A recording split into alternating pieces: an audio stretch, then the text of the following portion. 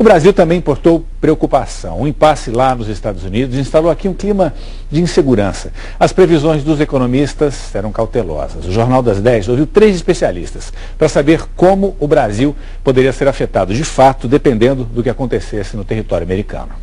O país que sempre foi visto como porto seguro dos investidores perde a credibilidade. Com isso, pode forçar uma reestruturação dolorosa de todo o sistema financeiro, que nunca esteve tão interligado. Aquilo que tem sido tradicionalmente um refúgio, né, nas épocas de tormenta, passa a ser também arriscado, que são os títulos do Tesouro Americano. A dívida soberana americana é um pouco o marco, né? É o valor 100 sobre o qual você calcula todos os outros riscos que são piores do que o do Tesouro Americano. Então, evidentemente que cada governo agora está vendo o que vai fazer com os seus títulos do governo americano. E o governo americano está lá pensando quem é que vai pagar primeiro. E se não pagar, as consequências são enormes. O orçamento federal, que já está apertado, ficaria ainda mais enxuto. O cidadão americano sofreria com cortes de benefícios. O crédito internacional, mais caro. E a economia global tenderia a crescer menos. Para o Brasil, os efeitos podem ser sentidos em diversos setores. Os Estados Unidos são o nosso segundo maior mercado consumidor. A maior parte das nossas reservas está investida em títulos do Tesouro Americano, um total mais de 200 bilhões de dólares. E eles também são uma fonte importante de recursos para as empresas brasileiras, que em muitos casos dependem de crédito internacional para expandir seus negócios. O problema está justamente aí. Um dos primeiros impactos de um calote seria a redução das linhas de crédito que suportam o comércio internacional, fazendo com que o custo desses empréstimos fique mais caro. Com o encolhimento do mercado americano, seria mais difícil para a indústria brasileira vender para lá. O investidor se tornar muito, se assustar, buscar se resguardar, né? E com isso as transações financeiras não fluem. E não fluindo as transações financeiras, não fluindo o crédito, você tem uma tendência de contração na atividade econômica. Com o crédito internacional mais enxuto, a quantidade de dólares no mercado diminui. Ele fica mais caro e o real perde valor.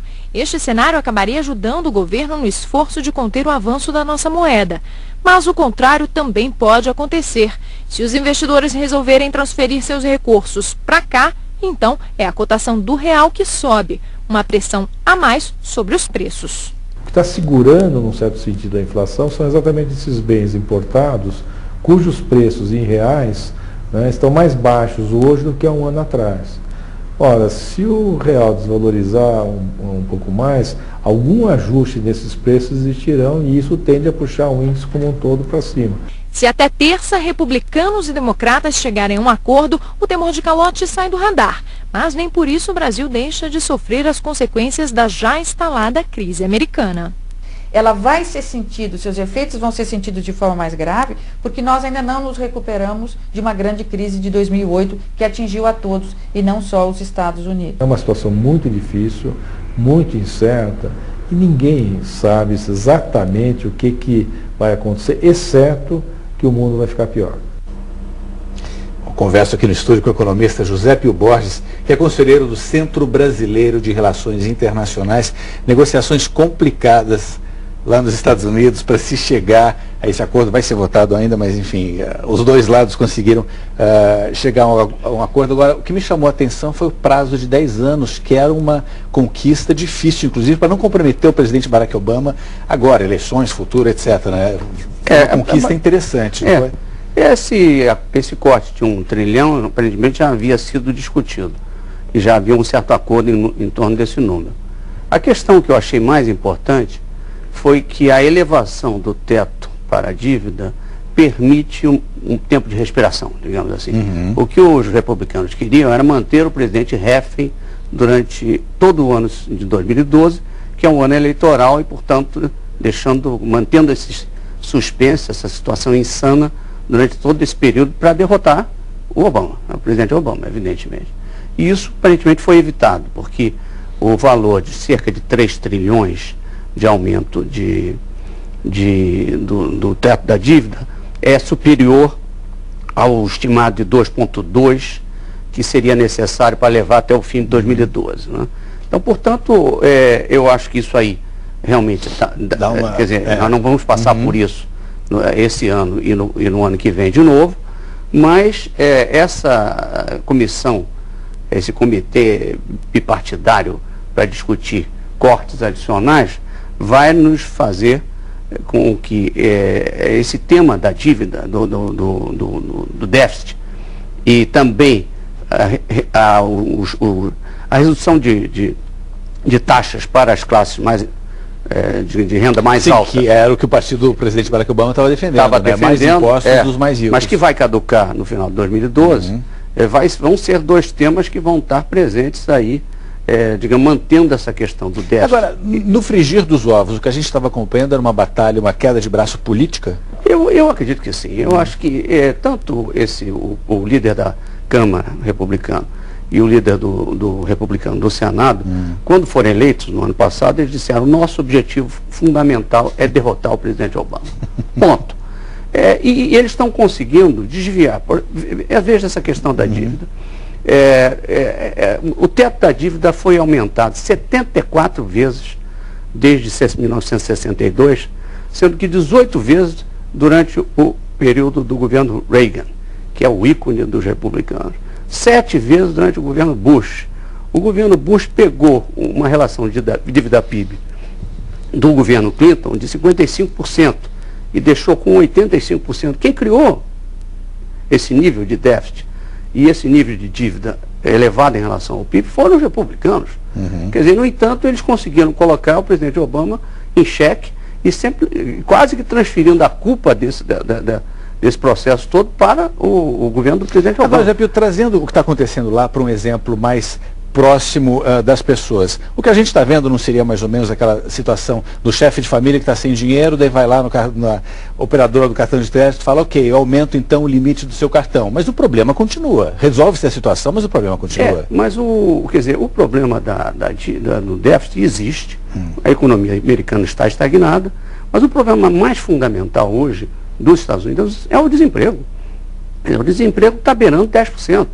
Quer dizer, não tem melhorado. E só resolve-se isso fazendo a economia circular. Fazendo a economia girar. E isso, quer dizer, eu acho que está desfocando a questão fundamental, que é o desemprego, que esse sim poderá eleger ou derrotar o presidente Obama no final do ano que vem. Claro.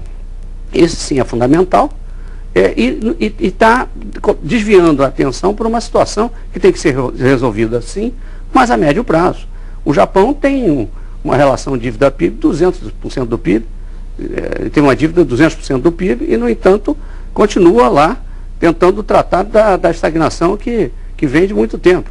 E não está preocupado com isso. Paga uma taxa de juros negativa, os Estados Unidos também pagam uma taxa de juros negativa, vamos conviver com isso até resolver, até que a economia retome essa questão do endividamento, a questão dos imóveis, tudo isso possa ser digerido e que vai levar alguns anos. Agora, é interessante que a gente estava acompanhando mais cedo aqui na Globo News justamente a apreensão dos mercados asiáticos, que já abriram, a maioria deles já abriu, com esse impasse da dívida americana. Será que eles vão resolver a história da elevação do teto? Não vai, o prazo é terça-feira e tal.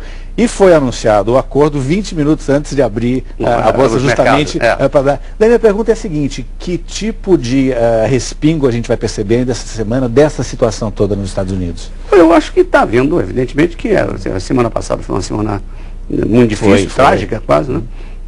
E que, em função de uma situação completamente insana, quer dizer, a possibilidade dos Estados Unidos declararem moratória, e que eu acho que essa semana eu espero que haja uma recuperação, porque é óbvio que é um alívio de uma situação que ninguém acreditava que pudesse acontecer, mas que estava chegando no limite, né? Então, eu acho que certamente é uma boa notícia esse acordo. Apesar de uma série de coisas pendentes, de não estar atacando a coisa fundamental para uma retomada do desenvolvimento americano, etc. e tal, pelo menos eu acho que os mercados, a meu ver, devem recuperar. Bom, e lá para eles, para os americanos, resolve-se essa questão do teto, ok, já não estamos na iminência de um calote e tal, mas estão falando em cortes em vários departamentos, inclusive na área de defesa americana, que sempre é um ponto meio nevrálgico ali, né? Essa discussão é muito interessante, porque, evidentemente, uma das causas desse déficit são as duas guerras, a guerra do Afeganistão e a guerra do Iraque. E, mais do que a crise? Eu acho que mais que a crise. Evidentemente que o TARP, né, aquele programa de financiamento, que salvou os bancos, salvou a EID, salvou a indústria automobilística, ele teve um papel importante, foi que deu um pulo muito grande na dívida, mas de uma certa forma alguns desses recursos já estão sendo pagos, etc. Mas, quer dizer, houve digamos, um deslocamento muito grande em função de coisas específicas, né? E que vão ter que ser, quer dizer, uma delas que é o seguinte, tem a guerra, a invasão do Iraque tem que acabar de algum momento. A situação no Afeganistão também não pode continuar como está. E os republicanos são muito hesitantes. Agora, de novo, isso pode virar uma batalha política, né? Vai virar uma batalha política. Agora, é curioso que os republicanos insistem muito nos cortes no Medicare, que é o programa de saúde, né, sobretudo para os aposentados americanos. Com comparação com o Canadá, logo ali em cima, que tem um sistema completamente diferente. Exatamente, mas isso aí já está tendo um respingo, e eles perderam algumas cadeiras em municípios que eles nunca tinham perdido na história, em função do envelhecimento da população e de como essa população estará afetada por esses cortes que eles preferem ao aumento das taxas para as classes mais ricas, que é de renda mais alta, né? Resto do mundo, como é que pode receber essa notícia vindo dos Estados Unidos, até com problemas de Grécia, etc., Brasil, como é que o resto do mundo vai receber isso? Eu acho que a notícia, evidentemente, quer dizer, é favorável. Sim. Né? Mas não resolve a situação da Europa. A situação da Europa continua em crise, quer dizer, é menos um problema externo que eles terão que enfrentar e que afetaria a todos nós. Mas eu acho que, evidentemente, que a situação, sobretudo da Europa, continua grave, né? Isso pode mudar a posição de alguns países, por exemplo, China, outras grandes potências mundiais, mudam de posição com essa situação dos Estados Unidos ou nem chega a isso? Olha, a China tem quase um trilhão e tanto quase 2 trilhões de títulos americanos. O Brasil tem quase 300 bilhões, uma boa parte disso em títulos americanos. Então, quer dizer, até que ponto vai haver um deslocamento em função dessa ameaça ainda que não concluída de moratório, de default, etc. Eles vão fazer uma realocação das suas reservas. Eu acho que assim, é como se você fosse no seu armário e não tem camisa, aí você vai no saco de roupa suja para ver qual é a camisa que está menos suja. Então, e o Treasury Bill, quer dizer, e a dívida americana ainda é uma das camisas que você ainda dá para usar uma vez. Então, eu não acredito que vá haver uma mudança radical na estrutura de reserva, sobretudo por causa da situação do euro, que talvez tão grave. Né, justamente nessa questão, o dólar não anda lá muito saudável, o ministro Guido Mantega até falou que o dólar estava derretendo em relação ao real, mas mesmo em relação ao euro, o dólar não anda numa fase muito boa. Muda alguma coisa? Eu acho que não, eu acho que reforça um pouco a posição do dólar, porque quer dizer, o dólar não está bem, mas comparado com o quê? Né? Comparado com as alternativas de moeda de reserva, até que não está tão mal assim, né? Agora, comparado com o nosso real, é complicado, né? Muito obrigado. Conversei aqui com o economista José Pio Borges, ele é conselheiro do Centro Brasileiro de Relações Internacionais, analisando justamente essa situação, essa saída para esse impasse nos Estados Unidos. Obrigado, José Pio. Até a próxima.